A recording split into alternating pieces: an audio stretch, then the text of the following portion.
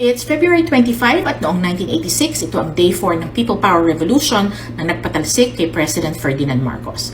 Sa mga terminal ng bus, nagdagsaan ng mga tao para makauwi sa probinsya, parang undas, kasi natakot sila na baka magkagulo na ng todo. Ng mga 4 a.m., pilots based in Basa Air Base, in Legazpi, in the Manila International Airport, changed the flight plans ordered by General Fabian Ver, and they all landed in Clark Air Base. The 5th Fighter Wing and the 220th Heavy Airlift Wing sumama lahat sa reformists. By this time, morale in the loyalist camp was very low.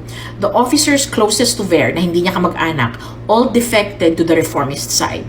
Ramos now had absolute control over the pilots and the modern executive jets, helicopters, and other aircrafts used by the Marcos family and their inner circle. As in, wala na silang ride. Nang mga 5 a.m., tumawag na ang Washington kay Marcos. Ang offer ay kung walang mass violence, pwede kayong tumira sa Amerika. Nang mga 8 a.m., mga Gerardo Versosa na ang first family kasi busy. Lahat ng mga aides nag-e-empake, may isang secretary na assigned lang magsunog ng documents.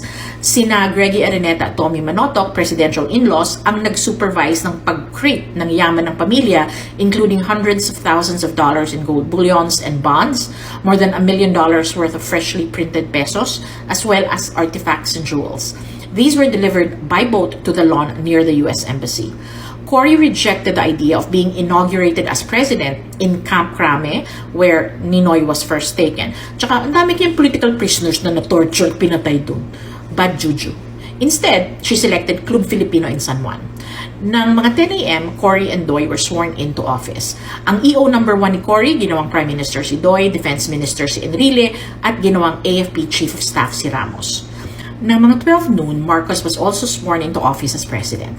Kasama sa ceremonial hall yung mga cabinet members, yung 5 natirang generals, at mga members ng Kilusang Bagong Lipunan, or KBL, yung political party ni Marcos. Bago mag-oath si Marcos, habang tinataas pa lang niya yung kamay niya, nadali ng sniper yung transmitter ng Malacañang. Nawala yung simultaneous broadcast ng Channel 2, 9 at 13. Umuwi na agad yung mga bisita. Ang first family umakyat ng balcony para magpakita sa mga tao sa labas.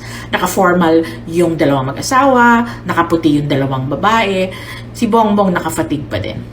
After the event, lahat ng tawagan ni Marcos at ni Melba for advice about the situation outside the palace, ang feedback sa kanila, Metro Manila was no longer safe for them. Sa labas sa University Belt, parang war zone. May mga sinusunog na gulong, lahat ng pwedeng i-barricade sa tangke, nilagay ng mga tao. Sa Gate 4 ng Malacañang, nagkabatuhan yung pro-Aquino at pro-Marcos. Tapos, bumunot ng armas yung mga sundalo. May nasaktan na Army Lieutenant at 8 civilians, including a journalist from Newsweek. Nang mga 5:30 p.m., tumawag si Marcos kay Enrile na gusto na niyang umalis sa palasyo.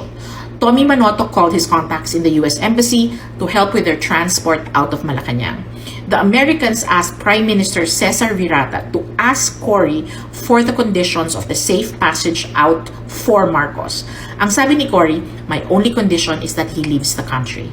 Nang mga 7 p.m., the U.S. Embassy gave the Marcos family 2 hours to leave the palace. Cory rejected the request to go to Paway before leaving the country. The list of those departing with Marcos was approved by Cory, including her cousin, crony Danding Cojuangco. Marcos appeared angry right before he boarded the helicopter. Maski talaga sa loob niya na wala na siyang kapangyarihan.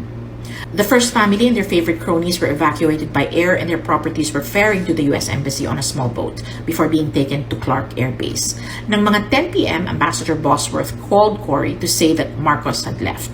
Nang mga 11:30, obvious na wala na ang mga Marcos when 1,000 Marines around the palace just left. Kumalat na ang balita, 10,000 looters at mga usi pinasok ang Malacañang at nanira. Bad sila. The forces of Ramos soon arrived to secure the palace. Nung gabing iyon, sa EDSA sa nagtahan sa Mendiola, nagparty sa daan ng taong bayan. Pero hindi pa tapos ang kwento. Balik kayo bukas para pag-usapan ang flight ng mga Marcos papunta sa Hawaii at ang unang araw ng exile nila. O diba?